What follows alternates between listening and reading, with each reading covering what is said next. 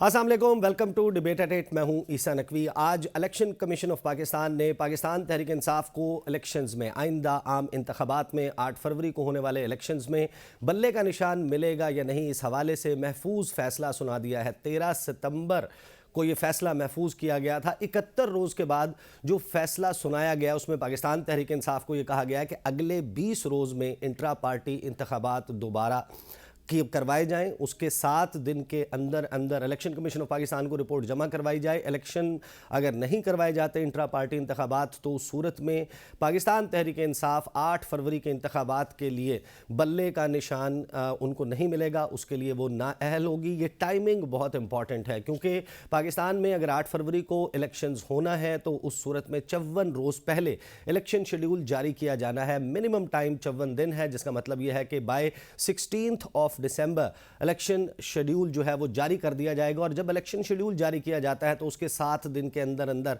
कागजात नामजदगी जमा होना होते हैं और उसके बाद सिंबल अलॉटमेंट का काम जो है वो भी कर लिया जाता है। तो अब अगर इस टाइमलाइन को रखा जाए जहन में कि 23 नवंबर को ये फैसला सुनाया गया है, अगले 20 दिन में पाकिस्तान तहरीक इंसाफ ने इंट्रा पार्टी इंतखाबात करवाने हैं। ये बनती है 13 दिसंबर, उसके बाद 7 दिन, तो 20-21 दिसंबर तक अगर election commission of Pakistan satisfy नहीं होता पाकिस्तान तहरीक इंसाफ के इंतखाबी अमल से, जो उनका इंट्रा पार्टी इलेक्शन है, तो उस सूरत में पाकिस्तान तहरीक इंसाफ बल्ले के इंतखाबी निशान से महरूम हो सकती है। तो अब एक तलवार जो है वो बज़ाहिर लटक गई है पाकिस्तान तहरीक इंसाफ एक ऐसे वक्त में जब उनके चेयरमैन, उनके वाइस चेयरमैन, पार्टी के सदर जो है वो जेल में मौजूद हैं। पार्टी के दीगर जो ओहदेदारान हैं वो या मफरूर हैं या पार्टी छोड़ चुके या फिर मुकदमात का सामना है। तो उस सूरत में वो क्यों कर पार्टी इंतखाबात करवा पाएंगे और इस किस्म के करवा पाएंगे कि जिससे इलेक्शन कमीशन सेटिस्फाई भी हो कि वो उनके आइन के मुताबिक है, और क्या पाकिस्तान तहरीक इंसाफ को बल्ले का निशान मिलेगा या नहीं। और ये वो वक्त है जिस वक्त पाकिस्तान तहरीक इंसाफ के चेयरमैन इमरान खान जेल में बैठकर आइंदा आम इंतखाबात के लिए अपनी सियासी हिकमत अमली बना रहे हैं। कहा यह जा रहा है कि 200 के करीब वकला की फहरिस्त शॉर्टलिस्ट कर ली गई है और उनको इंतखाबी मैदान में उतारा जाएगा। लेकिन अगर वो डिफरेंट किस्म के इंतखाबी निशान के साथ उतरेंगे तो फिर क्यों उनके लिए कितने मसाइल इस हवाले से पैदा हो सकते हैं। आज बड़े अहम सवालात पैदा होंगे। इसके अलावा आज इंतखाबात केस में जस्टिस अतर मिनल्ला का एक इजाफी नोट 41 सफ़हात पर मुश्तमिल इजाफी नोट सामने आया है, जिसका लुब्बे लुबाब ये है कि पाकिस्तानी वोटर्स को इंतखाबी अमल से बाहर रखना बुनियादी हुकूक के मनाफी है। आइन और कानून के बरखिलाफ निगरान हुकूमतों के ज़रिए उमूर चलाए जा रहे हैं। 90 रोज़ में इंतखाबात करवाना सदर मुमलिकत, गवर्नर्स और इलेक्शन कमीशन की जिम्मेदारी थी। 8 फरवरी को तारीख देने से सदर और इलेक्शन कमीशन ऑफ पाकिस्तान ने ख़ुद को बेनकाब किया है कि उन्होंने आइन की खिलाफ वर्जी की। आइन के आर्टिकल 224(2) के तहत और अवाम के हकूक़ की खिलाफ वर्जी एक संगीन अमल है जिसका अजाला मुमकिन नहीं, ये कहना है जस्टिस अतर मिनल्ला का। उन्होंने ये भी कहा कि कौमी असम्बली की तहलील के बाद 7 नवंबर तक इंतखाबात करवाना आइनी तकाजा था। ऐसा ना करने से अवाम मुतासर हुए हैं जिन्हें आइन में दिए गए हकूक़ नहीं मिले। 60 या 90 दिन में इंतखाबात करवाना आइनी तकाजा था। 90 दिन से ज़्यादा निगरान हुकूमतों का क़याम भी गैर आइनी है। गैर मुंतखब नुमाइंदों के ज़रिए हुकूमत नहीं की जा सकती। सदर मुमलिकत, सूबों के गवर्नर्स और इलेक्शन कमीशन ने आइन की खिलाफ वर्जी की। सदर का मुशावरत के लिए ख़त आइन के मुताबिक था। इलेक्शन कमीशन ने सदर के ख़त को लापरवाही से नज़रअंदाज किया। इलेक्शन कमीशन की इंटरप्रिटेशन आइन के ख़िलाफ़ थी। ये है वो इजाफी नोट जो जस्टिस अतर मिनल्ला का अब सामने आ चुका है। अब सवाल ये है कि क्या इसका इतलाक़ पंजाब और खैबर पख्तूनख्वा में अब तकरीबन 1 साल होने वाला है, निगरान हुकूमतें मौजूद हैं, वहाँ पर भी इंतखाबात नहीं करवाए गए और उसके लिए उस वक्त की वफाकी हुकूमत जिसके कैप्टन शहबाज शरीफ थे वो किस तरीके से लेतोलाल से काम ले रही थी। इंतखाबात की राह में रोड़े अटकाए जा रहे थे। उस वक्त की वफाकी काबीना वो किस किस्म का उसके तेवर थे, उस वक्त पार्लियामेंट ने किस किस्म की करारदाद पास की, उस वक्त जो फाइनेंस की कमेटी है उसका क्या मौक़िफ़ था, उसके अलावा जो election commission of Pakistan, state bank of Pakistan और AGPR ने क्या मौक़िफ़ लिया था सुप्रीम कोर्ट में। आप सबको याद होगा कि जिसके नतीजे में पंजाब और खैबर पख्तूनख्वा में मिड जनवरी 2023 को असम्बलियाँ तहलील होने के बावजूद आज तक इंतखाबात नहीं हो सके और वहाँ पर जो 2 कायम हुकूमतें हैं, निगरान हुकूमतें, उनका आबाइनी स्टेटस क्या है, काकड़ साहब की हुकूमत का स्टेटस क्या है, ये एक एक honourable justice of supreme court of Pakistan Athar Minallah साहब का नोट है, बहुत ही इंपॉर्टेंट है और इसका इम्पैक्ट शायद अभी कुछ लोगों को समझ ना आए, लेकिन आने वाले वक्त में ये तमाम जो इक़दामात उठाए गए हैं हमारे सियासी प्लेयर्स की तरफ से, हुकूमत की तरफ से, ये आने वाले वक्त में हॉन्ट करेंगे पाकिस्तान को, पाकिस्तान की आईनी तारीख को पर एक और दाग जो है वो लगा दिया गया। आज आपको मालूम है कि गुज़श्ता माह पाकिस्तान वापसी के बाद से मियां मोहम्मद नवाज शरीफ उन्होंने मुख्तलिफ जगहों पर गए, गुफ्तगू की, लेकिन उसमें जो आज उनकी गुफ्तगू है वो बड़ी इंपॉर्टेंट थी। उन्होंने ये कहा कि सियासत के लिए झूठ नहीं बोलता, अवाम की खुशहाली का ख्वाब लेकर आ रहे हैं। उन्होंने अपने दौर का जो तसलसल है वो तोड़ने के हवाले से कि उसका क्या पाकिस्तान को नुकसान हुआ वो भी गुफ्तगू की। उन्होंने क्या कहा ज़रा सुनिए। 1990 में आया मैं, 1993 में फारिग, 1997 में आया, 1999 में जाओ जी फारिग, 2017 में जाओ जी फारिग। डॉलर 104 रुपए पे था। नवाज शरीफ था, सब्जियां 10-10 रुपए किलो मिलती थी। नवाज शरीफ था, रोटी 4 रुपए की। अगर वही मोमेंटम चलता रहता, कोई खलल ना आता, तो अंदाजा करें कि आपका। तो ये गुफ्तगू मियां मोहम्मद नवाज शरीफ ने फरमाई। इसके अलावा जो उन्होंने ये कहा कि सियासत के लिए, हुकूमत में आने के लिए झूठ नहीं बोलता, तो लोग अब शायद ये तवक्को रखते हैं कि मियां मोहम्मद नवाज शरीफ आवाम को ये बताएंगे कि मुस्लिम लीग नवाज़ ने साबिक army chief general Qamar Javed Bajwa को एक्सटेंशन का वोट क्यों दिया।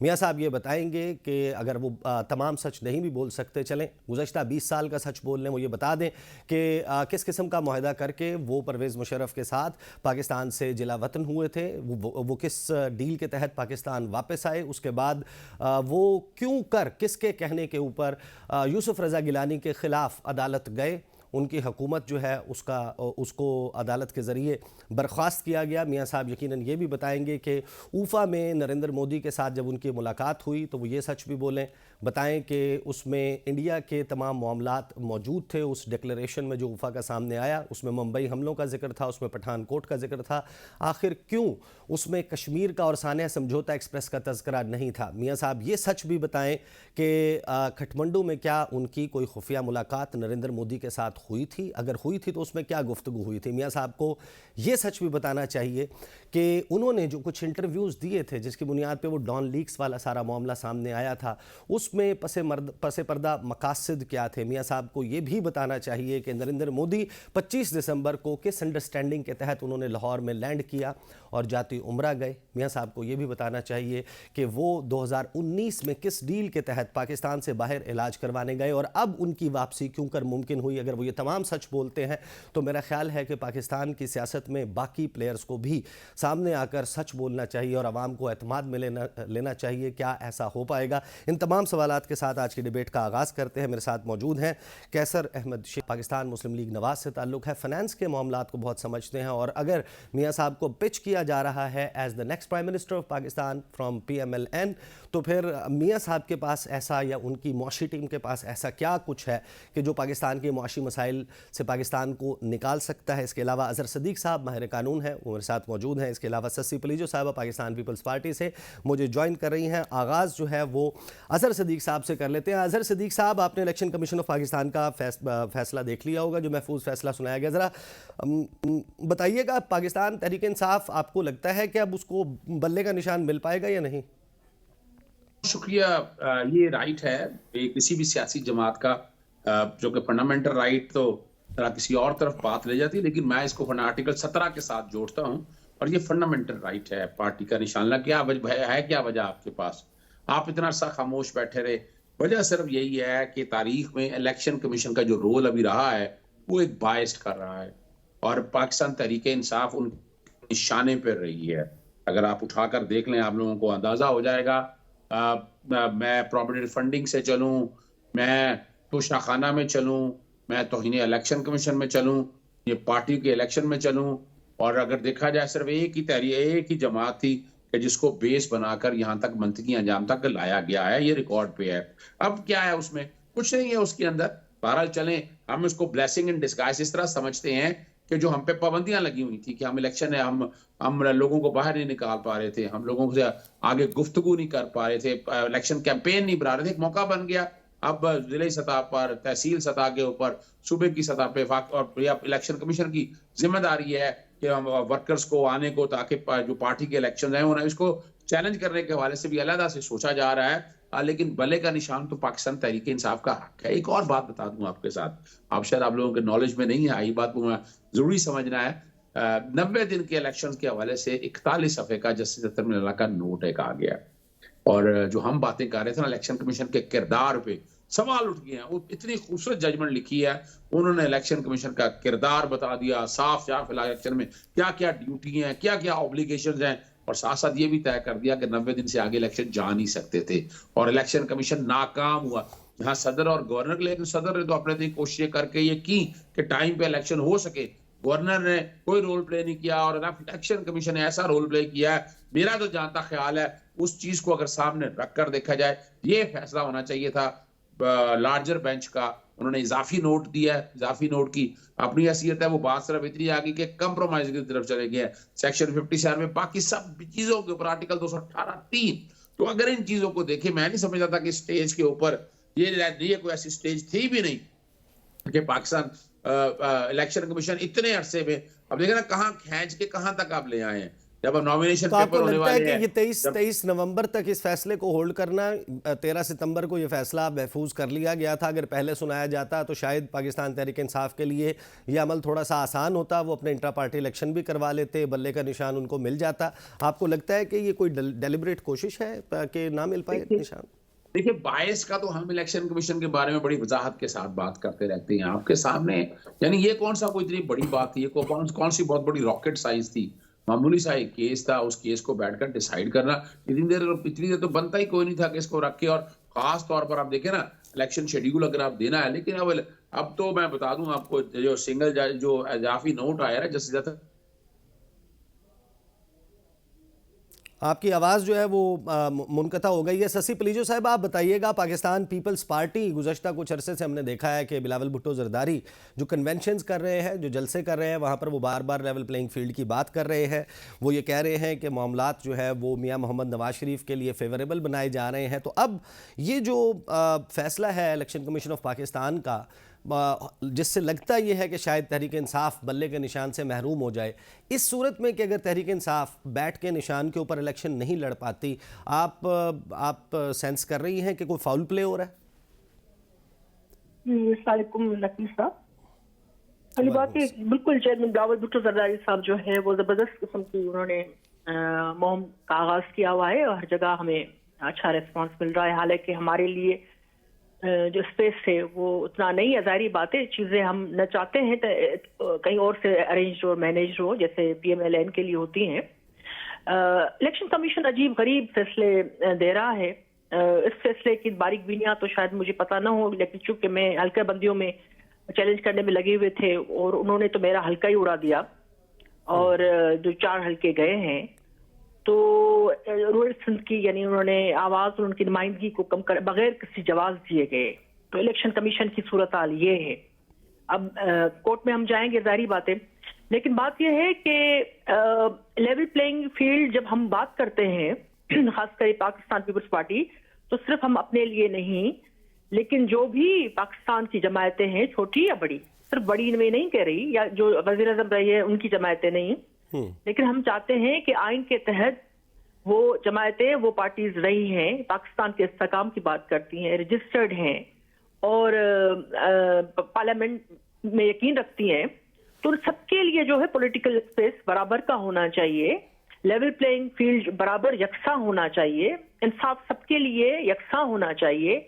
लेकिन हम अभी देख रहे हैं कि इलेक्शन कमीशन कई हवालों से जो है वो जो फैसले दे रही है उस पर उंगलियां उठ रही हैं, और हम सीरियसली पाकिस्तान पीपल्स पार्टी हतल इम्कान हम कोशिश करते हैं, जैसे आसिफ ज़रदारी साहब ने भी कहा था कि भाई हमें यकीन है, क्योंकि वो उम्मीद बांधना चाहते हैं, वो चाहते हैं कि फेयर और फ्री इलेक्शन हो, क्योंकि पाकिस्तान इस वक्त जो है इतने सारे लेकिन ये तजाद, शशि साहिबा, ये तजाद क्यों है कि बिलावल भुट्टो ज़रदारी साहब इस तमाम प्रोसेस के ऊपर सवालिया निशान लगा रहे हैं, जबकि आसिफ अली ज़रदारी साहब जो हैं इस यकीन का इजहार कर रहे हैं, वो कह रहे हैं कि 8 फरवरी को इलेक्शन जो होगा वो बड़ा फ्री एंड फेयर होगा? ईसा साहब, इसमें यह है, आसिफ ज़रदारी साहब एक ज़ीरक और तजुर्बेकार लीडर रहे हैं, और उनको बारीक बीनियों का भी पता है, तो वो एक उम्मीद की तरह एक ख्वाहिश कह लें, और वो वाकई वो यकीन भी रखना चाहते हैं कि सामने फेस पे जो चीजें हैं उसी तरह हों और हमारे इदारे हों, निगरान हुकूमत हो, ये सारी इस चीज को रियलाइज करे। और इलेक्शन कमीशन का तो मेन जो है वो रोल रहता है। तो उन्होंने एक पॉजिटिव किस्म की जो है मुस्बत सोच का इजहार किया है। चेयरमैन बिलावल भुट्टो जरदारी साहब फील्ड में हैं, नौजवान हैं, वो देख रहे हैं, वो अपनी हर राय का, गमी का, खुशी का बरमला इजहार करते हैं, एक्सप्रेसिव हैं। और लीडर को ऐसा ही होना चाहिए, अच्छी बात है। लोगों में घुल मिल जाते हैं, हर जगह जा रहे हैं और वो देख रहे हैं सामने के खदशात हैं कि एक लीडर आ रहा है एक पार्टी का, तो उसके लिए तो सारे स्टेज सजाए जा रहे हैं, महफिलें सजाई जा रही हैं, लोगों को लेकर आकर एक तरह तशरीह में पेश किया जा रहा है कि आए अभी आप ज्वाइन कर ले ना, दबे जो दिख रहा है। और ऐसा हो भी रहा है। और कैबिनेट्स में भी जो फैसले हो रहे हैं, अभी तक तो मैं समझती हूँ नून लीग की हुकूमत है पंजाब में भी, और इसी का लोग कहते हैं कि झुकाव भी एक पार्टी की तरफ है। अब उसमें जो अभी फैसले आ रहे हैं, मेरे ख्याल में पीटीआई को बिल्कुल मौका मिलना चाहिए। और सारे लोगों को आप टैग नहीं कर सकते कि जो है ये दहशतगर्दी में इन्वॉल्व। हाँ, अगर साबितियां हैं तो बिल्कुल उनको कटड़े में आप लाएं, उनके खिलाफ कार्रवाई हो सकती है। लेकिन शशि साहबा मेरे साथ रहे, मैं आपके पास वापस आता हूं। कैसर शेख साहब, 2018 था, 2017 में मियां साहब के हवाले से अदालतें तुली हुई थी कि उनको सज़ा देनी है, आज तुली हुई हैं कि उनको इंसाफ देना है। 2018 में जब सेनेट के इलेक्शंस का मामला आया था, पाकिस्तान मुस्लिम लीग नवाज़ को ऐसी सूरत हाल का सामना करना पड़ा था। आपकी पार्टी डीलिस्ट हो गई थी, जो टिकट्स जारी किए गए थे वो टिकट्स नल एंड वॉइड हो गए थे। आपके बहुत सारे सेनेटर्स, मुशाहिद हुसैन सैयद हैं, इरफान सिद्दीकी हैं, डॉक्टर मुसद्दिक मलिक हैं, आज भी हम सेनेट की वेबसाइट पर जाते हैं, वो इंडिपेंडेंट के तौर पर वहाँ पर लिस्टेड हैं, मुस्लिम लीग नून से उनका ताल्लुक नहीं बताया जाता। तो ये वही टेक्स्ट बुक है जो 2018 में हमने पढ़ी थी, लेकिन वो उस वक्त मुस्लिम लीग नवाज़ के लिए थी। आपको लगता है कि आज 2024 में उसी पैटर्न के ऊपर पाकिस्तान तहरीक इंसाफ को अगर बल्ले के निशान से महरूम किया जाता है, तो ये क्या इसको आप अजाला कहेंगे कि हमारे साथ जो ज्यादती हुई थी उसका अजाला इनके साथ ज्यादती की सूरत में हो रहा है? What is happening? बिस्मिल्लाहिर्रहमानिर्रहीम। देखिए, मैंने जो आपसे बात सुनी है वही तो ये है कि ये कहा गया है कि इलेक्शन करवाएं पार्टी में। आप बताइए कि अगर हमारी पार्टियां इलेक्शन ही नहीं कराती तो बग़ैर इलेक्शन के तो कोई ओहदा भी वो कारामद नहीं। किसको कहेंगे कि कौन प्रेसिडेंट है, कौन सी? ये पार्टियों में रेगुलर इलेक्शन का होना, ये इलेक्शन कमीशन का फ़र्ज़ है कि वो कहे। और वो अगर उसने कहा है तो क्या हमारी पार्टियों को खुद समझ नहीं आ रही कि अपने अपने एनुअल इलेक्शन करवाएं? और ये इसके बगैर तो जमहूरियत जो आपकी है, आपकी पार्लियामेंट्री जमहूरियत का तस्वर ही नहीं है। किस तरह कोई पार्टी बनती है? पार्टी के लीडर्स की बड़ी अहमियत होती है। तो लीडर्स अगर इलेक्शन से नहीं बनेंगे तो मैं समझता हूँ कि इसमें करा लेना चाहिए। ये बल्ले का निशान क्यों नहीं, उनको मिलना चाहिए और उनको फार्मेलिटी अपनी पूरी करनी चाहिए। जो इलेक्शन कमीशन कह रहे हैं कि आप कहते हैं कि पार्टी इलेक्शन ना कराए, और किस तरह पता नहीं सर, मैं ये नहीं कहता, मैं बिल्कुल ये नहीं कहता। मैं ऐड कर देता हूँ इसमें मामला ये है कि पाकिस्तान तहरीक इंसाफ ने अपने इलेक्शन करवाए थे, उसके बाद गालिबन ये हुआ कि उन्होंने अपनी पार्टी के आइन में कुछ तरमीम की। इलेक्शन कमीशन ऑफ पाकिस्तान का एतराज़ ये था कि जो तरमीम की है उसके बाद आपके इलेक्शन जो है वो वैलिड नहीं है। उन्होंने अपनी तरमीम वापस ले ली, लेकिन अब फैसला यह है कि दोबारा इलेक्शन हो जाए। सवाल ये है कि 13 सितंबर को ये फैसला महफूज हुआ था, 23 नवंबर को ये फैसला 71 दिन बाद सुनाया गया है, जब वक्त कम रह गया इलेक्शन शेड्यूल अनाउंस होने में। तो ये जो टाइमिंग है, अगर ये फैसला, यही फैसला 1 अक्टूबर को सुना दिया जाता, 15 अक्टूबर को सुना दिया जाता, इनफ टाइम होता कि ये सारा प्रोसेस हो जाए और बल्ले का निशान मिले। अगर ये मामला उस तरफ जाता है कि बैट के निशान से पाकिस्तान तहरीक इंसाफ उन लोगों के अलावा जो 9 मई में मुलव्वस थे वो भी महरूम हो जाते हैं, दीगर लोग भी, तो इलेक्शन की शफाफियत पर सवाल नहीं उठेंगे उस सूरत में? देखिए, बात सुनिए, आप खुद कह रहे हैं अगर 2 महीने लेट हुआ तो तहरीक इंसाफ को चाहिए था ना कि कोर्ट ऑफ लॉ में, सुप्रीम कोर्ट में वो जाते, ये कोर्ट्स में जाते, वो भी तो इंतज़ार करते रहे ना। मैं कोई ज़्यादा, क्योंकि कानूनी तौर पे आपने पॉइंट पूछा है, तो मैं ये समझता हूँ कानून के मुताबिक जो भी सूरत हाल है उनसे इंसाफ होना चाहिए। अगर तो उनकी फार्मेलिटीज़ पूरी हैं, तमाम पार्टियों की देखना चाहिए कि जो फार्मेलिटीज़ हैं उनको पूरी करनी चाहिए, और अगर पूरी हैं तो उनको बिल्कुल उनका निशान मिलना चाहिए। और ये फ़ैसला तो देखिए ना, आप या मैं तो नहीं कर सकते, ये तो कोर्ट से कर सकती है ना कि क्या कानूनी मामलात हैं, किस तरह है। तो ज़रूर कोर्ट को रेफ़र करें और उनका जो कानूनी हक़ है उनको मिलना चाहिए, जो जायज़ अगर उनका हक़ है। या ये तो फैसला इनको अपने इंसाफ के लिए जाना चाहिए, जिस जगह भी, जिस फोरम पे भी उनको इंसाफ मिलता है। सही। मुझे ब्रेक का कहा जा रहा है, मैं एक क्विक ब्रेक के बाद वापस आऊंगा और कैसर अहमद शेख साहब आपसे ही शुरू करूंगा, क्योंकि आपकी मियां साहब से एक इंपॉर्टेंट बात भी हुई है, उसमें आपकी क्या गुफ्तगू हुई और पाकिस्तान मुस्लिम लीग नवाज आइंदा आम इंतखाबात के लिए क्या तैयारियां कर रही है, बात करते हैं आफ्टर ब्रेक।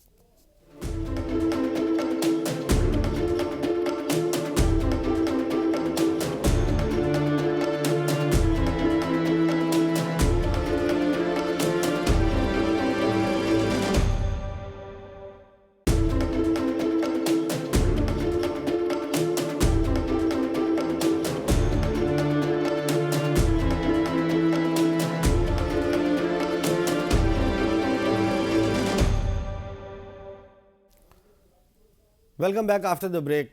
कैसर शेख साहब, आज आपकी मियां मोहम्मद नवाज शरीफ साहब से मुलाकात भी हुई। मैं राना सनाउल्लाह साहब आपके पंजाब के सदर हैं, मैं उनकी गुफ्तगू भी सुन रहा था। मुस्लिम लीग नून के दीगर लोग भी अब जो बातें कर रहे हैं, कहा यह जा रहा है कि मियां मोहम्मद शहबाज शरीफ जो है वो आप लोगों की तरफ से पंजाब के वज़ीर आला के कैंडिडेट हैं, मियां साहब ही हैं वज़ीर आज़म के कैंडिडेट, लेकिन अबूरी वज़ीर आज़म की भी बात हो रही है कि अगर कोई एक मेक शिफ्ट अरेंजमेंट करना पड़ता है। क्या इसका मतलब हम ये समझें कि 23 या 22 दिसंबर जो आखिरी तारीख बनती है कागजात नामजदगी जमा करवाने की, उस वक्त तक शायद मियां साहब के जो कानूनी मामलात हैं वो सेटल नहीं हो पाएंगे और मियां साहब जो हैं वो 8 फरवरी के इलेक्शन की दौड़ से बाहर होने जा रहे हैं? मैं थोड़ी वजाहत कर दूं, मेरी आज मुलाकात मियां शहबाज शरीफ साहब से लाहौर में उनके मॉडल टाउन के घर पे हुई। अच्छा, जी जी। और उसमें हमने जनरल इलेक्शन की, हल्का बंदियों की, और मेरा क्योंकि चिन्योट के ज़िले से पिछले इलेक्शन में दोनों सीटों से हमने इलेक्शन कंटेस्ट किया था MNA का, उस सिलसिले में, और नीचे जो हमने MPAs लेने हैं उनके बारे में डिस्कशन हुई है। और क्योंकि जंग हमारा पुराना ज़िला था तो जंग की सियासत के ऊपर भी बातचीत हुई है। फिर कराची में रहता हूँ और मेरा काफ़ी, आपको पता है कि मैं Karachi chamber of commerce industry का सदर रहा हूँ, बिज़नेस कम्युनिटी को रिप्रेजेंट करता हूँ। तो कराची की सियासत और वहाँ की जो टिकट्स की अलाटमेंट्स हैं और वहाँ की ओवरऑल PMLN की पोजीशन, इन सब बातों पे सीर हासिल बातचीत हुई है और बड़े अच्छे तरीके से मियां साहब के साथ हमारी गुफ्तगू हुई और एक दूसरे का ख्यालात का इजहार हुआ इस मामले पे। तो मियां साहब ने आपसे डिस्कस किया, हम सुन रहे हैं कि वो शायद कराची से भी इलेक्शन लड़े। क्या जो कादिर मंदोखेल साहब वाला या पुराना मिफ्ता इस्माइल साहब वाला हल्का था जहां पर पहले शहबाज शरीफ साहब ने इलेक्शन लड़ा था, वो वहां से लड़ेंगे या चिन्योट की तरफ आ रहे? जी देखिए, अभी तो ये कुछ तय नहीं हुआ। बिल्कुल कराची से पिछली बार मियां शहबाज शरीफ साहब इलेक्शन लड़े थे और बड़े थोड़े से वोटों से वो उन्होंने लूज़ किया था इलेक्शन। वो वहाँ पे आप अभी भी कराची से PMLN की पोजीशन बहुत अच्छी है और MQM के साथ जो हमारा एक किस्म का समझौता हुआ है कि मिलजुल के इलेक्शन हम कंटेस्ट करेंगे, तो मैं समझता हूँ कि कराची में PMLN को काफ़ी काम करने की ज़रूरत है और इसी पे मैंने ज़ोर भी दी है कि बहुत सी सीटें हैं और हमारी पोजीशन वहाँ से हमें चाहिए कि हम और एक्टिवेट करें और बेहतर करें अपनी पॉलिटिक्स। नहीं तो फाइनल फैसला तो नहीं हुआ, लेकिन मियां साहब जो हैं उनकी राय या आप लोगों की डिस्कशन क्या हुई? मरियम बीबी जो है वो कराची से लड़ेंगी या शहबाज शरीफ साहब कराची से लड़ेंगे? बड़ी सीट पे लड़ेंगे, ज़ाहिर है कि बड़ी सीट पे लड़ेंगे अगर वहाँ से लड़ेंगे। पंजाब में चिन्योट के हवाले से जो बात हुई, क्या शहबाज शरीफ साहब हम एक्सपेक्ट करें कि वो छोटी सीट पर चिन्योट से इलेक्शन लड़ने जा रहे हैं या कोई बड़ी सीट पर वो कह रहे हैं? कोई इस किस्म की बात हुई? देखिए, ओवरऑल ये तो पर्टिकुलर मियां साहब की तो बात नहीं हुई कि वो किस सीट पे इलेक्शन लड़ रहे हैं, लेकिन अब जो कैंडिडेट्स हैं उनके बारे में उनकी पोजीशन क्या है, जो नए कैंडिडेट्स आ रहे हैं उनकी क्या वहाँ सूरत हाल है, किसको टिकट मिल रहा है, यही जनरल आजकल डिस्कशन है। ज़्यादातर डिस्कशन तो इसी पे होती है ना। पंजाब से PMLN को बड़ी वाज़ेह अक्सरियत से इंशाल्लाह लीड मिलेगी, हमारी पोजीशन बहुत स्ट्रॉन्ग है। उसके बावजूद देखिए कि शहरों में, मैं कराची का मैंने उनसे बताया कि कराची में तमाम पार्टियों की पोजीशन है, कोई एक पार्टी नहीं। इसमें पीपल पार्टी है, साथ MQM है, फिर JUI है और PTI पीटीआई भी अच्छी पोजीशन में है कराची में, और मुस्लिम लीग के भी काफ़ी वोट के लोग उसको सराह रहे हैं। लेकिन ये तमाम अब जो है हम किस तरह अपना मंसूबा बनाते हैं, ये सारी पार्टियाँ कराची के ऊपर तो बहुत अपनी तवज्जो शेख साहब आपका मियां साहब ने कहा कि कराची के मामलात में आपको हम कॉन्फिडेंस में लेंगे कराची के मामला। शेख साहब आपका क्योंकि सब्जेक्ट जो है वो इकोनॉमी एंड फाइनेंस है, एक तो ये मुझे इस पे कमेंट कर दीजिएगा, आज अतर मिनल्ला साहब ने जो 41 सफ़ात का इजाफी नोट दिया है उसमें वो इलेक्शन 90 दिन में ना होने के ऊपर गुफ्तगू कर रहे हैं। आप फाइनेंस कमेटी को हेड कर रहे थे, फाइनेंस कमेटी ने पैसे जारी करने के हवाले से रेजिस्टेंस दिखाई, 21 अरब रुपए पंजाब खैबर पख्तूनख्वा के इलेक्शंस में। एक तो इसके ऊपर ज़रा कमेंट कर दें। दूसरा, मियाँ साहब की मैंने गुफ्तगू लाहौर चैम्बर ऑफ कॉमर्स में सुनी थी, उन्होंने कहा कि इंडस्ट्री में जो पैसा लाएगा पूछा नहीं जाएगा, तो क्या यही हल है और वही इसहाक डार उसी फार्मूले के साथ जो 75-74 साल में आप लोग करते रहे इसी तरीके से आगे चलना है, या कोई out of the box solution भी है? नहीं जी, आजकल देखिए सोल्यूशन सबके पास है। तमाम हमारे इलाके के ममालिक ने जो तरक्की की है वहाँ सीधी सीधी बात है कि एक तो माहौल ऐसा बनाया जाए कि बाहर की इन्वेस्टमेंट हो, एक तो सीधा फार्मूला है जो लॉ एंड ऑर्डर सूरत हाल बेहतर की जाए, माहौल साजगार कंसिस्टेंट पॉलिसी से, यानी तसलसल हो पॉलिसीज़ में। फिर चार्टर ऑफ इकानमी की हम बात कर रहे हैं, वो आपको अंदाज़ा है तमाम ममालिक ने एक्सपोर्ट लेड ग्रोथ की है। फिर हमारे यहाँ टैक्स जो है ना वो एग्रीकल्चर से नहीं और रिटेल से टैक्स नहीं मिला, या अमीर आदमी ने बहुत कमाया, ये विंडफॉल प्रॉफिट्स हुए हैं, उस पर जितना टैक्स दिया जाना चाहिए था सिर्फ 8% हमारी कौमी आमदनी का टैक्स है। इससे अमीर तो बहुत अमीर हो गया है, लेकिन दरमियाना तबका जो है ना वो बिल्कुल पिस गया है इन महंगाइयों की वजह से। और हमारे यहाँ देखिए पहला आप अंदाज़ा कर लीजिए क्या हालात क्या हैं कि अगर दुनिया में कुल 65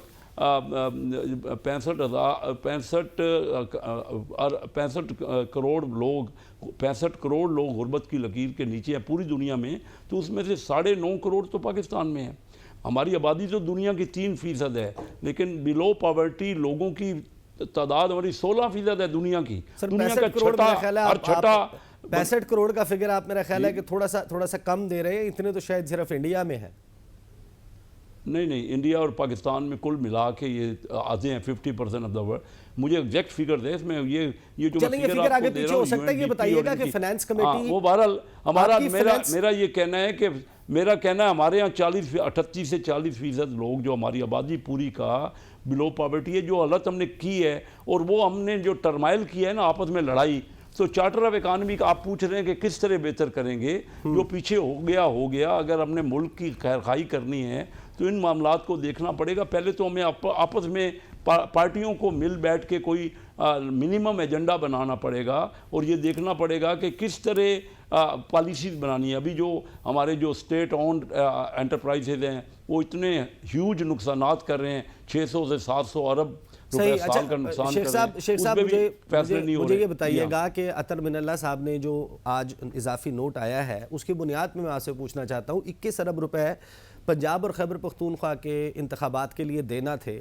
आप चेयरमैन थे फाइनेंस की कमेटी के, और उसने गालिबन जहाँ तक मुझे याद है कि वफाकी काबीना और पार्लियामेंट की करारदाद को जवाज़ बनाते हुए इस 21 अरब रुपए जारी करने की को मुखालफत की थी। वाई? नहीं जी, हमने तो ये सारा रेफ़र किया था पूरी कौमी असम्बली का प्रेरोगेटिव है ना, बजट बनाती है कौमी असम्बली। काबीना ने हम बिल्कुल भेजा था स्टैंडिंग कमेटी फाइनेंस में, उसमें हम थ्रेडबेयर डिस्कस करके हमने पूरी असम्बली के सामने ये मामला रखा था कि आपने एक बजट बनाया है, उसमें ये एलोकेशन है, उसमें जो इलेक्शन की एलोकेशन नहीं है। अगर आप नए सिरे से ही अमाउंट जो मांग रहे हैं तो वो तो फिर पूरी असम्बली ने जिसने ये बजट बनाया है उन सब को तब्दील करना है, नया फ़ंड देना है, जो फ़ंड एलोकेट करना है। ये तो फ़ंड लोगों का होता है, तो ये असम्बली ही तब्दील कर, तो हमने रेफ़र किया था, उसमें बाकायदा डिस्कस हुआ फिर और बड़ी अक्सरियत से पास हुआ वहाँ वो यही कि अभी हम ये फंड नहीं दे सकते। सही। ससी पलीजो साहिबा, मियाँ साहब ने आज फरमाया है कि सियासत के लिए वो झूठ नहीं बोलते, हुकूमत में आने के लिए झूठ नहीं बोलते। आप एग्री करती हैं इस बात से कि मियाँ साहब ने कभी कोई झूठ नहीं बोला सियासत के लिए और हुकूमत के लिए? देखें, मियाँ साहब एक सीनियर सियासतदान हैं, वज़ीर-ए-आज़म रह चुके हैं, मैं झूठ लफ्ज का इस्तेमाल करूं तो मुझे भी सच्ची बातें अच्छा नहीं लगता ना, लेकिन हाँ, जो आज मियां साहब की बातें या जो बातचीत उनकी मरी में वो सामने आई, तो जानबूझकर तो मैं नहीं कहूंगी, लेकिन कहना नहीं चाहती, लेकिन गलत बयानी हुई है। वो इस तरह हुई है, मैं मिसाल देती हूँ कि थरकोल की जब वो गिनवा रहे थे ना अपने जो भी चीजें हुई उनके दौर में मेगा प्रोजेक्ट्स के हवाले से, तो एक तो ये जो एटॉमिक प्रोग्राम जो बुनियादी तरह वो भुट्टो साहब ने शुरू किया था, वो हमेशा बात याद रखनी चाहिए सियासतदानों को भी। बड़ा एक वेस्ट के सामने खड़ा होना और उन ममालिक के जो हर तरह से पाकिस्तान को यानी उस तरह नहीं देखना चाह रहे थे। दूसरी चीज ये कि थरकोल में 91 से जो है उसकी शुरुआत हुई थी। पहली समरी जो है पाकिस्तान पीपल्स पार्टी की तरफ से मोहतरमा साहिबा उस वक्त थी वो, और फिर उस पोल के हवाले से, क्योंकि मुझे इस वजह से भी याद है कि मेरे वालिद साहब जो कैटी बंदर के एमपीए थे, तो जब भी मोहतरमा गॉर्डन वू ये विजिट करने आते थे ये बंदरगाह की साइड, तो वालिद साहब रिसीव करते थे और दूसरे लोग। तो उन दिनों में ये बात हो रही थी कि भाई ट्रेन यहाँ से चलाएंगे, अगर कोयला पूरा एक्सप्लोर हो जाता है यानी अच्छी खासी तादाद में, तो फिर ये बंदरगाह से भी जोड़कर पोर्ट से और एनर्जी के हवाले से यहाँ भी इन्वेस्टमेंट हो सकती है। और दूसरी चीजें फिर उसमें ताज हैदर साहब की भी आप स्टेटमेंट देख लें, मुराद अली शाह साहब की भी, दूसरी भी कई चीजें उन्होंने कही। ठीक है, एक लीडर चाहता है कि जो भी उनकी जो है वो अचीवमेंट्स थे वो सामने आए, लेकिन मेरे ख्याल में नून लीग में ये मसला है कि क्रेडिट लेने में वो जल्दबाजी थोड़ा सा। देखिए, मैं बड़ा माजरत के साथ कुछ चीज़ें रिपीट कर देता हूँ। ये मैं नहीं चाहता था कि मैं करूँ। मियाँ साहब जो है, मियाँ साहिबान, वो अपनी सियासत के लिए हुकूमत में आने के लिए सरे महल की बात भी उन्होंने बताई, मिस्टर 10% की बात, फिर 40% की बात वो करते रहे। उन्होंने बेनज़ीर भुट्टो साहिबा के हवाले से जो गुफ्तगू की, कुछ घोड़ों की बातें करते रहे कि जो शहद सेब के मुरब्बे मामलेड खाते हैं वो रखे हुए हैं प्राइम मिनिस्टर हाउस में। उस पर बीबी का स्टेटमेंट हमें याद है कि उन्होंने फ्लोर ऑफ द पार्लियामेंट दिया। वो सरे महल के हवाले से मिलियंस ऑफ डॉलर स्विस बैंकों के हवाले से, फिर वो लाड़काना की सड़कों पर घसीटने की बात करते रहे। तो मियां साहब अब आप यानी अगर ये चाहते हैं कि खुलकर में जो है वो उनको उसी तरह से इनका जिक्र किया जाए, हम तो फिर भी लिहाज का एक होता है दामन नहीं छोड़ते, क्योंकि एक तो जातियात पर पाकिस्तान पीपल्स पार्टी कभी भी नहीं आती है। पॉलिटिकल भी जो है पॉइंट स्कोरिंग भी अगर कोई कर रहा है तो उसका जवाब हिसाब तरह देगी। लेकिन हाँ, ये बात दुरुस्त है कि नून लीग हरीफ रही है ना हमारी, वो तो रही है। थ्योरी जब तक साइन नहीं हुआ था तो हम तो एक दूसरे की शक्ल देखने के लिए भी तैयार थे। हमारी लीडर ने कहा नहीं, ये कुछ नुकाते हैं अमृत के दरवाजे बंद करने, हमने भी यस किया, क्योंकि मोहतरमा से बढ़कर हमारे लिए कोई भी नहीं। आज भी उठते हैं, हर रोज ये हमें जहन में आता है कि वो जो कैंडिडेट थी हमारी प्राइम मिनिस्टर की, वो अब हम में नहीं है, और उनको अवाम से जबरदस्ती और सख्ती से जो है दहशतगर्दी के जरिए उनको हटाया गया। और जो जब जिंदा भी थी तो जो केसेस थे, जो विक्टिमाइजेशन थी, वो किन लोगों की तरफ से शुरू हुई या कुछ भी, लेकिन वो मोहतरमा अगर हमें नहीं कहती कि ये चीजें जो है अब दरगुजर करके कुछ मामलों में आगे बढ़ना है पाकिस्तान की इस्तेकाम के लिए, यकीन माने लोगों में बड़ी रिजेंटमेंट, सिर्फ सिंध के नहीं, यहाँ केटी बंदर से कश्मीर तक के, यहाँ से जो है आप झेलम और साहिवाल से लेकर जो है आपके जो भी हैं खुजदार और आपके नादर एरियाज तक, लोग अभी भी बिलावल साहब भी जहां भी जा रहे हैं तो वो लोग उनको रिस्पांस दे रहे हैं, क्योंकि पाकिस्तान पीपल्स पार्टी ने अपनी सियासत को बहरहाल कोशिश किया कि विक्टिमाइजेशन से इम्कान होकर हम पाक रखें। और अब पीटीआई के हवाले से भी जब हमें कहा जाता है पता नहीं ये इताद कर रहे हैं या कह रहे हैं, क्योंकि ये थोड़ा नरम गोशी की बात नहीं है, लेवल प्लेइंग की फील्ड की बात करते हैं, विक्टिमाइजेशन की बात करते हैं, तो कोई भी पार्टी हो उसके खिलाफ उस तरह नहीं होनी चाहिए। और सियासत को ज्यादा परगंदा पोलराइजेशन अब पाकिस्तान मजीद बर्दाश्त नहीं कर सकता। हम चाहते हैं, और अभी थोड़ा सा मैं इस पर जरूर तबसरा करना चाहूंगी, शेख साहब बड़ा अच्छी उनकी निगाह होती है बिजनेस इन्वेस्टमेंट तरह से, नून लीग में भी बड़ा ही इस हवाले से एक्टिव रोल है उनका।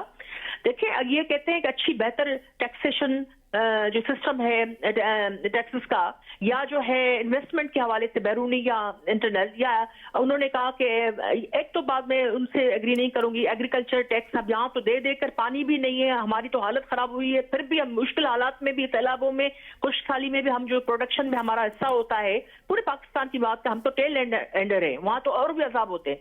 तो जो एग्रीकल्चर जो पिसता है, मैं खुद आबादगार हूँ एक छोटी बड़ी, तो जाहिर बात है हम जो पिसते हैं और टैक्सेस भी देते हैं, या सरमाएकार जो बड़े बड़े शहरों में सनतकार बैठे हैं, उनकी अमीरी, हाँ उन पर टैक्सेस वो तो भाग जाते हैं हर तरह से। एक तो चीज ये, दूसरी चीज ओवरऑल जो उन्होंने कहा ना कि बेहतरी आ सकती है, बिल्कुल इनकी ख्वाहिश और हमारी भी डिमांड यही रही है, रूल ऑफ लॉ बेहतर होना चाहिए। रूल ऑफ लॉ के लिए हुकूमत की बेहतरी और सही लोग आना चाहिए, उसके लिए इलेक्शन का ट्रांसपेरेंट और फेयर होना बेहद जरूरी है। सारे स्टेक होल्डर्स को आप उस तरह शशि साहिबा मेरे साथ ही रहें, आई अप्रिशिएट, यानी कि आई डू नॉट वांट कि आप बड़ा हार्श हो जाएं और PMLN के ऊपर उसी तरह से गुफ्तगू करें जैसे वो माजी में करते रहें। ये आपकी पॉलिटिकल चॉइस है, एक सियासी बर्दाश्त जो है वो यकीनन जमातों में होनी चाहिए, लेकिन ये एक पैटर्न कम अज़ कम इस्टेब्लिश हमने होता हुआ देख लिया है कि मुस्लिम लीग नून जब भी वो हॉट वाटर्स में होती है, उसकी पीपल्स पार्टी के साथ दोस्ती हो जाती है, जब उनका रुख इक़्तिदार के ऐवानों में होता है, की तरफ होता है, तो फिर आपके साथ उनकी दूरियाँ पैदा हो जाती हैं। अज़हर सदीक़ साहब, आज मियाँ साहब ने जो कहा कि सियासत के लिए झूठ नहीं बोलता, आप मुझे बताएं अज़हर सदीक़ साहब, आप कौन कौन से सच सुनना चाहते हैं मियां साहब से, कौन कौन से मामले के सच? यार देखिए, मजाक करते हुए भी अच्छा लगता है। आपको पता है मुनाफिक की निशानियां क्या हैं, और दुख और अफसोस इस बात का है कि हमारे इन सियासतदानों को आज तक ये देखें, आर्टिकल 62 1F क्यों अहम है? इसीलिए तो अहम है कि सादक और अमीन होना चाहिए, सच्चा होना चाहिए। एक लीडर जो पब्लिक टीवी के ऊपर बैठ के झूठ बोल रहा है, रेफरेंडम करा लें उस बात को, बल्कि मुझसे अगर पूछते हैं तो उन्होंने तो वो सारा कुछ मान लिया, यानी जो कुछ अपना बैठे वो जिक्र करते रहते हैं। मैं मिसाल के तौर पर वो बड़ा बताते हैं, पता नहीं उन्होंने क्या कर दिया। भाई क्या कर दिया आपने?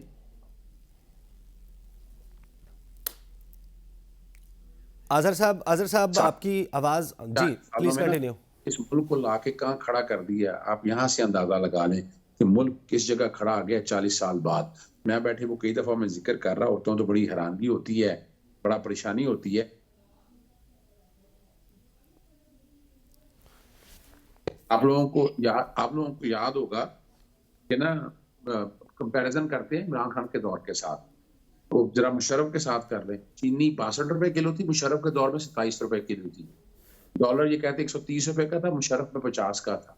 अभी इमरान खान साहब के दौर में डॉलर 160-70 था, आज डॉलर क्या है आप अंदाजा लगाएं। खुदा रहा ये झूठ और फ्रॉड और फरेब अब छोड़ना होगा, कौम को आगे लेके चलना। और ये चले हुए कारतूस नहीं चल सकते। नवाज शरीफ के बस का काम नहीं है सड़कें बनाना, लाइनें बना, गलियां बना देना, नालियां बना देना। ये वो काम है म्यूनिसिपैलिटी के। इन्हें बेहतर यही है किसी काउंसिलर के इलेक्शन लड़ लें या कोई मेयर बन जाए। अभी तक उन्होंने आकर कोई पॉलिसी की बात की हो, इन्होंने मुल्क को आगे ले जाने के लिए कर्जा कैसे उतारना है, इस मुल्क की इकोनॉमी कैसे बेहतर करनी है, जरा वो कोई बता दें। आप अपना पेट्रोल कैसे सस्ता करेंगे, आप वो कोई पॉलिसी एक बार बता दें। सवाल ही पैदा नहीं होता। जब सीट पे बैठे होते हैं तब और बात होती है, जब अपोजिशन में होते हैं तब और बात होती है। और ये बेवकूफ बनाना जो है ना, ये स्टाइल से छोड़ना होगा, वरना ये निजाम चल नहीं सकता। बहुत हो गया, अब कौम इनका झूठ नहीं मानेगी। मैं बता दूं, सिर्फ छोड़ जितना कुछ करना था।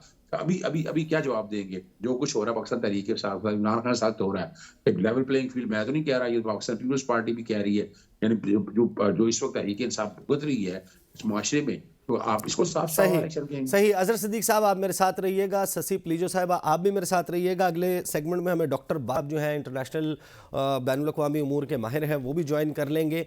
हमारा एक हमसाया है, इंडिया, पाकिस्तान हो, दुनिया का कोई भी मुल्क हो, बैनुल-अक़वामी सियासत में ये कहा जाता है कि you can not change your neighbours. हम अपना हमसाया तब्दील नहीं कर सकते। हमसाये के हवाले से कुछ गुफ्तगू करेंगे after the break.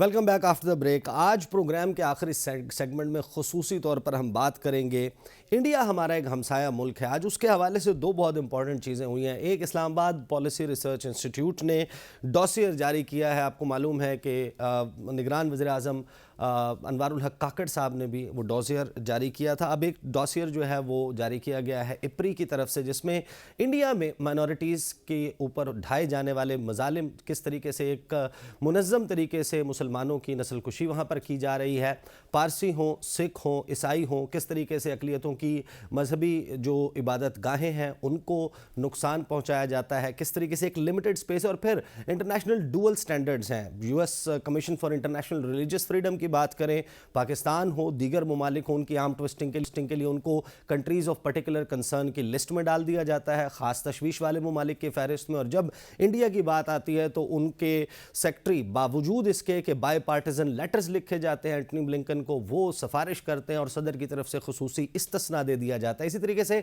Financial action task force, किसको नहीं मालूम कि इस इंटरनेशनल फाइनेंशियल वॉच डॉग का मामला, जिसमें पाकिस्तान ग्रे लिस्ट में पाकिस्तान को रखा गया, अरबों डॉलर्स का पाकिस्तान का नुकसान हुआ। और इस FATF के ग्रे लिस्ट में जाने और फिर निकलने की कहानी बड़ी दिलचस्प है। पाकिस्तान के ऊपर तमाम तर तकरीबन जो नुकात हैं उनके ऊपर अमल दरामद करने के बावजूद पाकिस्तान की आर्म ट्विस्टिंग के लिए पाकिस्तान को रखा गया। फिर इंडिया जो हमारा पड़ोसी मुल्क है, इतना बड़ा मुल्क, इतनी बड़ी मईशत का साइज़, किसको नहीं मालूम कि वहाँ पर जो ड्रग मनी है उसको किस किस मकासद के लिए इस्तेमाल किया जाता है। वहाँ पर यूरेनियम की जो इलीगल सेल है उसके वाक़यात रिपोर्ट हुए हैं। इंडिया वो मुल्क जो कि पूरी दुनिया में एक असैसिन्स का नेटवर्क, पेशावर कातिलों का नेटवर्क चला रहा है। पहले कनाडा का एक वाक़या सामने आया, फिर अमेरिका का सामने आया कि वहाँ पर सिख रहनुमाओं को कत्ल करने के लिए, तो जाहिर है कि इसके लिए टेरर फाइनेंसिंग किस तरीके से की जाती है, उसके लिए जो एंटी मनी लॉन्ड्रिंग के लॉज हैं वो भी इंडिया में दुरुस्त नहीं है। माजी में ऐसी बहुत सी मिसालें हैं कि अफ़गानिस्तान को एक टेरर लॉन्च पैड के तौर पर पाकिस्तान के ख़िलाफ़ इस्तेमाल किया जाता रहा और वहाँ पर उनकी जो एम्बेसीज़ और कॉन्सुलेट्स हैं वहाँ पर पैसे दिए जाने के शवाहिद भी मौजूद हैं, वो बैंक अकाउंट्स भी मौजूद हैं, टेलीफोन नंबर्स और इंडिया के बैंकिंग चैनल्स उसके लिए इस्तेमाल हुए। तो इस सारे मामले के ऊपर बात करने के लिए मुझे डॉक्टर बाकिर साहब, बैनुल अक़वामी अमूर हैं, वो ज्वाइन कर रहे हैं। ससी पलीजो साहिबा, वो भी फॉरेन अफेयर्स की कमेटी की मेंबर सेनेट की हैं, उनसे बात करेंगे। डॉक्टर बाकिर साहब, ज़रा समझाइएगा, एक तो ये कि ये डॉसियर जो है आया और इस डॉसियर के हवाले से आप एक तो ज़रा गुफ्तगू कीजिएगा। दूसरा, ये जो फाइनेंशियल एक्शन टास्क फोर्स का मामला है, कब तक आपको लगता है कि इंडिया भी इसके रडार में आएगा, कंसिडरिंग के उसके कितनी लूप होल्स मौजूद हैं उसके इस तमाम सिस्टम में? जी, बहुत बहुत शुक्रिया आपकी दावत का।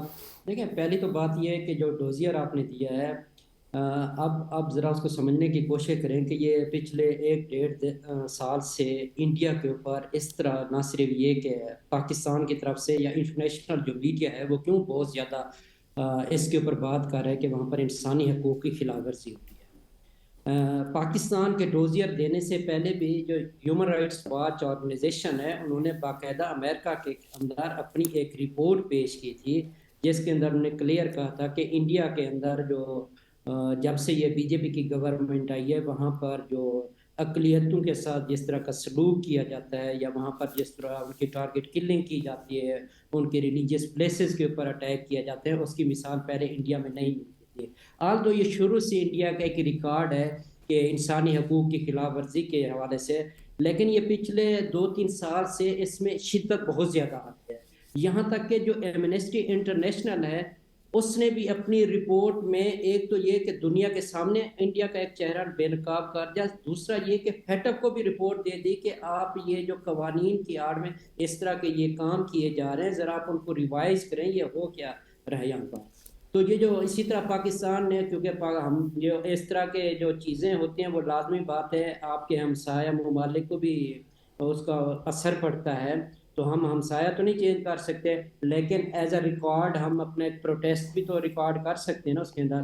तो ये डोजियर देना मेरे ख्याल में हुकूमत ने एक बहुत अच्छा इकदाम उठाया है। इससे ये कि कम अज़ कम हम एक इंडिया को या दुनिया को ये बता सकते हैं कि ये सिर्फ एक इंटरनेशनल ऑर्गेनाइजेशन या उस तरह नहीं है, इस तरह के जो इंसानी हकूक़ की खिलाफ वर्जी है उसको देख रहे हैं, बल्कि इसका इम्पैक्ट पाकिस्तान के ऊपर भी पड़ रहा है। ये सिर्फ मुसलमानों का खिलाफ नहीं है, बल्कि उसके साथ साथ जो बाकी मिनॉरिटीज़ हैं, जिसमें सिख हो गए, या आपके क्रिश्चियन हो गए, वो भी इसके अंदर आ रहे हैं। सही। अब बात डॉक्टर आती है साहब, दूसरे डॉक्टर साहब मेरे साथ ही रहे। शशि पलीजो साहबा, ये बताइएगा, डॉसियर आफ्टर डॉसियर, ये कोई पहला डॉसियर नहीं है इंडिया की पाकिस्तान में सबवर्सिव एक्टिविटीज़ में इन्वॉल्वमेंट। कोई नई बात नहीं, सबको मालूम है कुलभूषण जाधव किन सरकमस्टेंसेस में पाकिस्तान में पकड़ा गया, CPEC के हवाले से किस तरीके से टारगेट किया गया, मुख्तलिफ हमलों में मुलव्वस होने के इंडिया के शवाहिद हैं। असल चीज़ है कि इसका परसू किस तरीके से किया जाता है हमारे फॉरेन ऑफिस की तरफ से, हमारे डिप्लोमेट्स, हमारी पॉलिटिकल लीडरशिप की तरफ से। ये जो पाकिस्तान के दाखिली मसाइल हैं, दो चीज़ें बता दें। एक तो क्या आप सेटिस्फाइड हैं कि पाकिस्तान जिस तरीके से इंटरनेशनली इस मामले को परसू कर रहा है?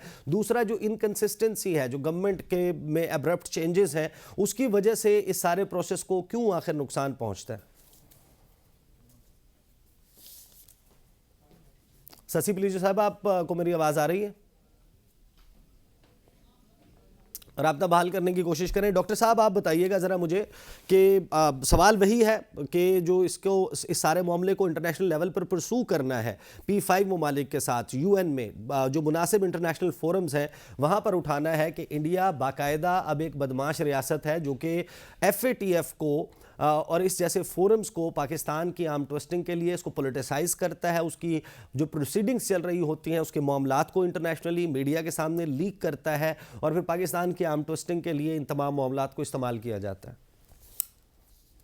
मेरे ख्याल में अभी जो दुनिया है वो डिजिटल मीडिया की एक दुनिया है, ग्लोबलाइज वर्ल्ड है, उसके अंदर इन चीज़ों को छुपाया नहीं जा सकता कि पाकिस्तान का यूनाइटेड नेशन में या इंटरनेशनल ऑर्गेनाइजेशन में इस तरह के डोजियर या इस तरह की चीज़ें पेश करना। इसके अलावा क्योंकि इंडियन मीडिया तो कंट्रोल्ड मीडिया है, लेकिन डिजिटल मीडिया को कंट्रोल नहीं कर सकते हैं। अब आप देखते हैं कि ये सिर्फ पाकिस्तान के नहीं, पहले तो ये कहते थे कि पाकिस्तान एक प्रोपेगेंडा कर रहा है, लेकिन इंडिया के अंदर से भी आवाज़ें उठ रही हैं जिसके अंदर ये बाकायदा एक कैंपेन या आप उसको कह सकते हैं कि डिजिटल मीडिया के ऊपर इस तरह की मूवमेंट चल पड़ी है जिसमें इंडिया को, ये बीजेपी को बहुत ज़्यादा इसके ऊपर एक कसूरवार ठहराया गया कि इंडिया बीजेपी जो हुकूमत है, ख़ास तौर पर जो एक्सट्रीमिस्ट हैं, चाहे वो उसमें शिवसेना हो या बाकी, उन सबको ये प्रमोट करते हैं और स्टेट की, रियासत की सरपरस्ती में यह सारा काम हो रहा है। तो यूनाइटेड नेशन है या बाकी इंटरनेशनल ऑर्गेनाइजेशन, उनको ये इग्नोर करने के लिए अब कोई चांस नहीं है, क्योंकि जो चीज़ें आप रोकते हैं वो डिजिटल मीडिया के थ्रू। डॉक्टर बाकिर साहब, वक्त मेरे पास ख़त्म हो चुका है। आपका बहुत बहुत शुक्रिया। शशि पलीजो साहबा बहुत आपका, अजहर सदीक, कैसर अहमद शेख साहब, प्रोग्राम में ज्वाइन करने का शुक्रिया। ज़ाहिर है कि वो मामला है जिसमें पाकिस्तान की हुकूमत का चेहरा कोई भी हो, पॉलिसी एक ही होनी चाहिए और इन मामलात को आलमी फोरम के ऊपर कंसिस्टेंसी के साथ उठाना जो है वो पाकिस्तान का एक रियासती मफाद है जिसमें हुकूमती चेहरा तब्दील होने से तब्दीली आनी नहीं चाहिए। अब तक के लिए इतना ही, मुझे इजाज़त दीजिए। अल्लाह हाफ़िज़।